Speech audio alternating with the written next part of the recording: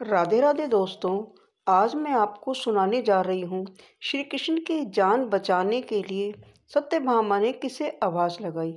श्री कृष्ण की जान बचाने के लिए सत्यभामा ने किसे आवाज़ लगाई। यह वह कथा है जहाँ सत्यभामा ने ऋषि नारद को आवाज़ लगाई थी। सत्यभामा और श्री कृष्ण का जीवन मरण संकट। द्वारका का स्वर्णिम महल। शाम का समय। नीले बादलों के पीछे सूर्य ढल रहा था।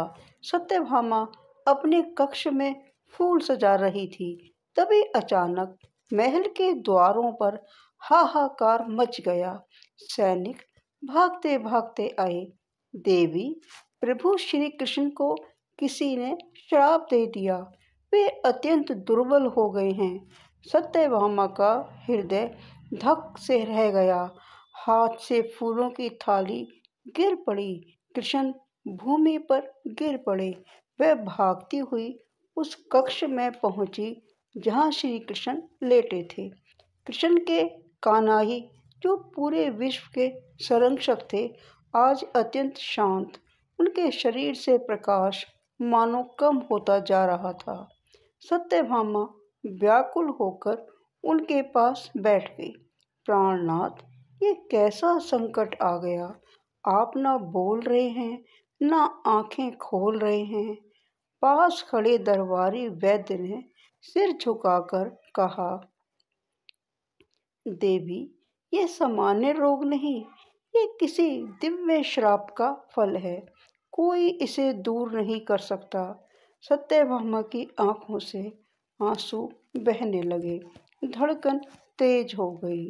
वह समझ नहीं पा रही थी कि क्या करे। दोस्तों, अगर आपको मेरी ये कहानी अच्छी लगे तो प्लीज़ लाइक, कमेंट और शेयर करें। तो चलिए चलते हैं कहानी की तरफ। संकट की घड़ी में सत्यभामा ने किसे आवाज़ लगाई। जब हर प्रयास विफल हो गया, तब सत्यभामा को एक ही नाम याद आया, ऋषि नारद।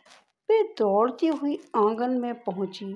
आकाश की ओर हाथ उठाकर रोते हुए पुकारने लगी, हे त्रिलोक विख्यात देवर्षि नारद, मैं सत्यभामा, श्री कृष्ण की प्राण प्यारी, आपको पुकार रही हूँ। कृपया प्रकट हो जाइए, मेरे स्वामी की रक्षा कीजिए। उनकी आवाज़ में इतना दर्द, इतनी भक्ति और इतनी सच्चाई थी कि कुछ ही क्षणों में आकाश से वीणा की मधुर ध्वनि गूंज उठी। देवर्षि नारद का प्रकट होना। सत्यभामा की आंखों के सामने तेजस्वी प्रकाश प्रकट हुआ।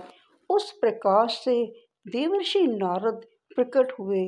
नारायण नारायण नारायण नारायण। देवी, आपकी पुकार सुन ली है। सत्यभामा उनके चरणों में गिर पड़ी। देवर्षि, मेरे कृष्ण को बचा लीजिए, उनकी शक्ति क्षीण हो रही है। उनका हृदय धीमे धीमे चल रहा है। मैं क्या करूं?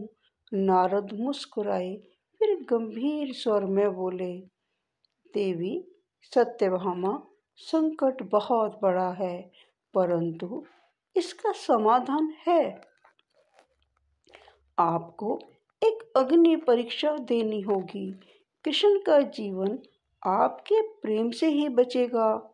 तुला का अद्भुत रहस्य। नारद ने महल के मध्य एक स्वर्ण तुला स्थापित करवाया। एक पलड़े में अर्धमृत अवस्था में श्री कृष्ण को लिटा दिया गया। नारद बोले, दूसरे पलड़े में आप धन दौलत, गहने, रतन रखिए। जब यह पलड़ा श्री कृष्ण से हल्का हो जाएगा, तभी उनका श्राप दूर होगा। सत्यभामा ने बिना सोचे समझे अपना सारा खजाना लाकर पल्ले में डाल दिया।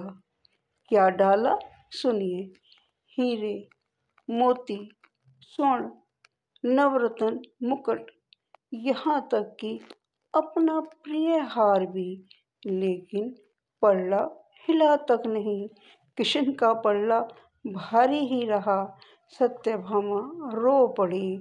देवर्षि, मैं क्या करूं?